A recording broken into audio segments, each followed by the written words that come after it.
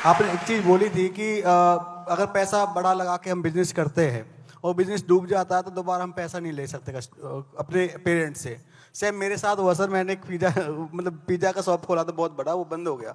अब फैमिली दोबारा स्टार्टअप के लिए अगर मैं फंडिंग लेता हूँ तो मानते नहीं है, तो उस चीज को कैसे हैंडल करना चाहिए? देखो वही मैं बोल रहा हूँ कि you need to be very balance in your decisions. या तो अभी 10 लाख का रुपया ले लो, फिर 10 लाख तक सूखा करो, या आज 1 रुपया लो, कल 100 रुपया लो, फिर 1000 रुपया लो। करेक्ट। और कभी कभी आप ना अपनी जिंदगी के हार के ठिकरे अपने माँ बाप पे फोड़ना बंद करो। आपकी जिंदगी के हार के ठिकरे अपने माँ बाप पे फोड़ना आज से बंद करो, क्योंकि it is very easy to blame on parents. जब आप पहली बार शराब पीने गए थे तो माँ बाप से पूछा था? जब पहली बार किसी को छेड़खानी करने गए तो नहीं पूछा ना? तो व्यापार में भी अपने परिवार का इन्वॉल्वमेंट कम रखो, क्योंकि उनके ख्यालात 30-35 साल पुराने हैं और आज की जिंदगी बहुत बदल गई है। भारत इंटरनेट के आने से भारत नहीं बचा है, भारत इंडिया हो चुका है। तो उन चीज को समझो आप। और अगर नहीं पैसा है तो कम से चालू करो। ये धंधा चालू करने के लिए कभी पैसा नहीं चाहिए, धंधे को ग्रो करने के लिए पैसा चाहिए। धंधा चालू तो करो, फिर ग्रो करोगे।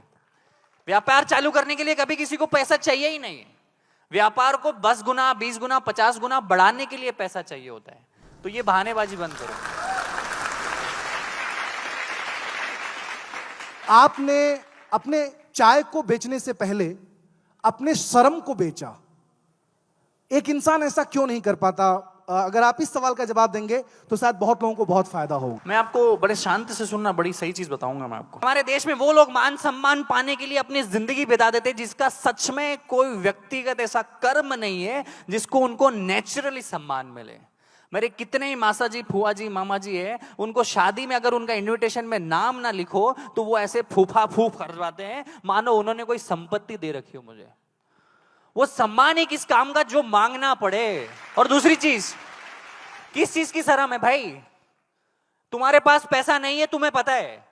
तुम्हारे पास वो संसाधन नहीं है जो तुम्हें चाहिए। तुम्हारा सपना है घूमने का, तुम्हारा सपना है आईफोन खरीदने का, तुम्हारा सपना है वो फेवरेट जूता खरीदने का, तुम्हारा सपना है विदेश घूमने का, तुम्हारा सपना है बड़ा बंगलो बनाने का। तो इसमें शर्म किस बात की? क्योंकि खुजली तुमको है तो खुजालना भी तो तुमको ही पड़ेगा भाई। खुजली तुमको है ना।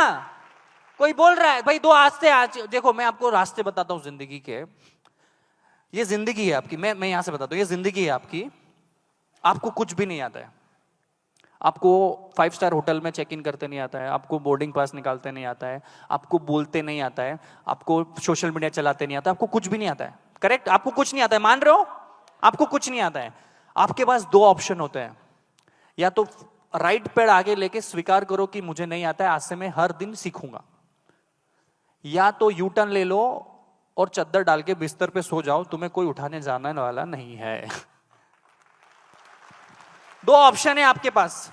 और एक चीज मैं बताता हूं, when you know you don't know, you have better chances of learning। समझ आई?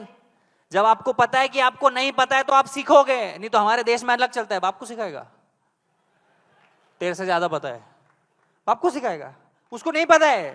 ये एरोगेंस में छोड़ो। हमें विश्व गुरु बनने की जरूरत नहीं है, हमें विश्व विद्यार्थी बनने की जरूरत है। हमने बहुत सिखाया। 100 साल पहले हमारे दादाओं ने, हमारे गुरुओं ने पूरी दुनिया को सिखाया, क्योंकि उन्होंने सीखा, उन्होंने पढ़ा तो सिखाया। आज इस देश को अपने 100 साल पुराने कर्मों की वजह से अगर पीठ थपथपानी पड़ रही है तो ये दुर्भाग्य है इस देश का। ये दुर्भाग्य है हमारा। मेरे दादा एमपी थे, मेरे दादाजी ने वो किया, अरे तूने क्या किया? मेरे फूफा जी महाराष्ट्र के मिनिस्टर है, मेरे दादाजी ने ये बिल्डिंग बनाई थी, मेरे फूफा जी ये करते। अरे कब तक लोगों के चक्कर में अपने सम्मान मान को ढूंढोगे? किसी ने आईफोन बनाया, स्मृति मैम, आपने खरीदा, आप खुश हो गए। ये स्टीव जॉब्स भैया ने बना दिया, आपने यूज किया, आपने खरीदा, आप खुश हो गए। अब स्टोरी डालते हो ना स्नैपचैट पे, 14 मैक्स प्रो। किसी ने जूता बनाया, तुमने 10,000 का जूता खरीदा, तुम खुश हो गए।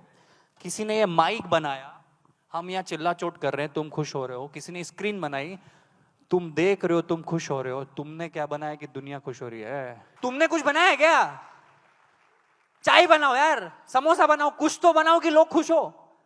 कब तक उपभोग बन के, कब तक कस्टमर बन के अपने आप को गौरवान्वित महसूस कराओगे? कभी क्रिएटर तो बनो।